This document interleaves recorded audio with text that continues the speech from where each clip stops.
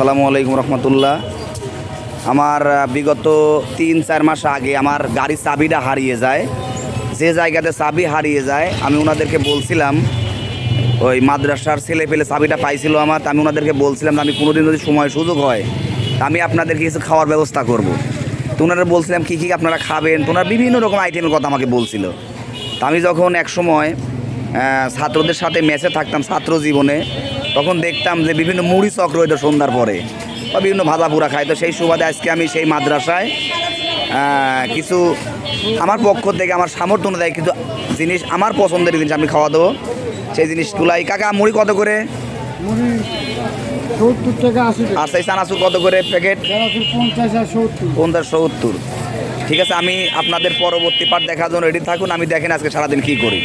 মুড়ির পাশাপাশি মুড়ি খেতে গেলেও কিছু জিনিস দরকার হয়। কী কত দরকার হয়?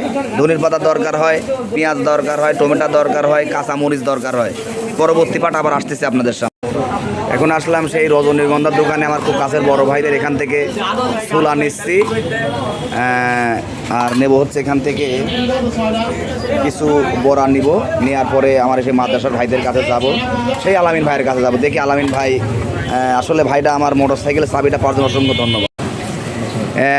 এই সেই না না না না না এই সেই আলামিন ভাই, এই দিলালপুর এই জামে মসজিদেরই ঠিক এই জায়গাতে এই আমার ওয়াইফের প্রাইমারি স্কুল পরীক্ষার সময় আমার এই গাড়ির চাবিটা হারিয়ে যায়, এই জায়গায় নামাজ পড়তে লাগে। তো আমি ধর প্রায় আধা ঘন্টা 1 ঘন্টা খোঁজাখুঁজি করার পর যখন পাই না, তখন এই আলামিন ভাইকে বলে যায় যে ভাই যদি কোনো সহৃদয়বান ব্যক্তি আমার গাড়ির চাবিটা পেয়ে থাকে তাহলে কিন্তু আমাকে দিবেন। এবং ছোটো ভাই আসলে এই ছোটো ভাই, এদের যে ছোটো ভাইকে দেখতেছেন, এই ছোটো ভাইটাই কিন্তু আমাকে হেল্প করে। এবং আলামিন ভাই খুব কাছের এক মানুষ। আলামিন ভাই, এই যে মানুষজন হুজুরদের সম্পর্কে আজে বাজে মন্তব্য করে, এটা হচ্ছে আমি এই ছোটো ভাইদের আজকে কিছু হালকা নাস্তার পরে কিছু খানাপিনার ব্যবস্থা করে দিলাম। আমার একটা ওয়াদা ছিল। আর আলামিন ভাইকে আমার একটা প্রশ্ন, ভাই এই যে বিভিন্ন আলেমদের সম্পর্কে মানুষ আজে বাজে মন্তব্য করে যে এই কথা, আমার এই যে আপনি এত বড় একটা ধরেন দায়িত্ব আমার জন্য করছেন আল্লাহর পক্ষ থেকে, নাহলে তার করেন নাই, এই প্রসঙ্গে একটা আলেমদের সম্পর্কে 2-1 লাইন আপনি যদি বলতেন। আসলে যারা সমালোচনা করে, আমি আজকে ভেবে দেখলাম যে সমালোচনা করা হলো এমন একটা গুনাহ যে মৃত ভাইয়ের গোস্ত খাওয়ার মতো সমপরিমাণ গুনাহ, এবং এই সমালোচনার গুনাহটা অনেক বড় একটা গুনাহ। এই জন্য যে গুনাহ আল্লাহ তাআলা মাফ করেন না।